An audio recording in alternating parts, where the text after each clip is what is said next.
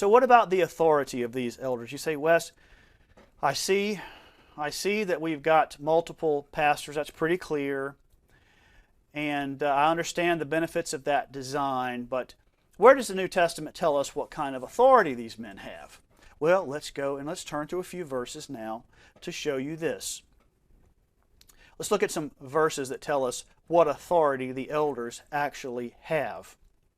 Hebrews 13:17 says, "Obey those who rule over you, and be submissive, for they watch out for your souls as those who must give account."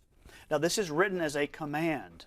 And the author of Hebrews says that we are to obey those who rule over us. Now let's look at the words. Rule over you.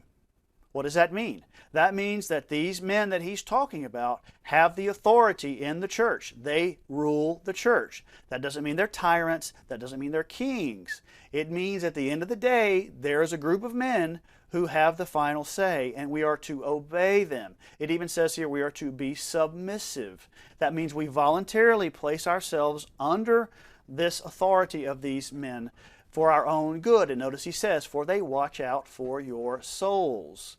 A biblically functioning group of elders or pastors are going to protect you.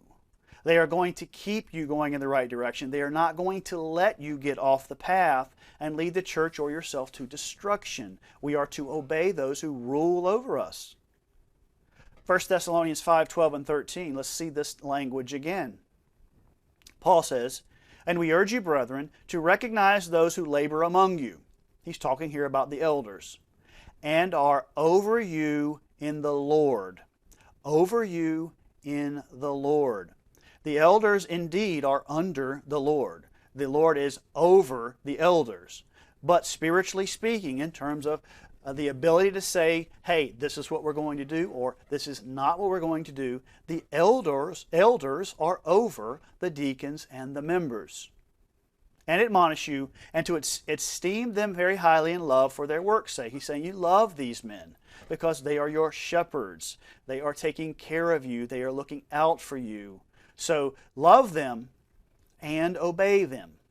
Let's look at one more, a little bit of an indirect verse here, but it gets to the same kind of idea. 1 Corinthians 16, Paul says, "I urge you, brethren, you know the household of Stephanas, that it is the first fruits of Achaia, and that they have devoted themselves to the ministry of the saints." So here we have essentially elders. They are devoted to the ministry of the saints. So these are men who have been ordained into the ministry. "That you also submit to such," there's that word again from Hebrews 13:17, to submit to these elders, these ministers, "and to everyone who works and labors with us." So Paul is talking about the apostles and the elders that they had ordained. They were sending around to do the work of ministry. You must submit to these men. So where does that leave us? What authority do the elders have?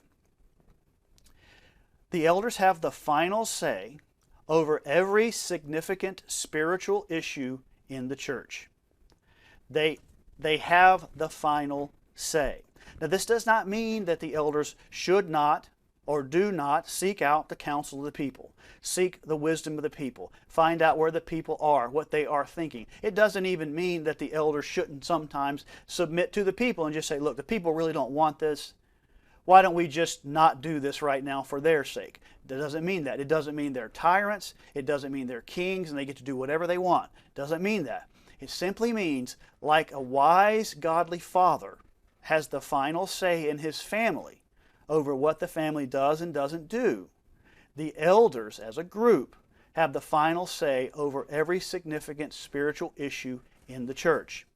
The elders have the final say over financial issues. Are we going to borrow money to do something?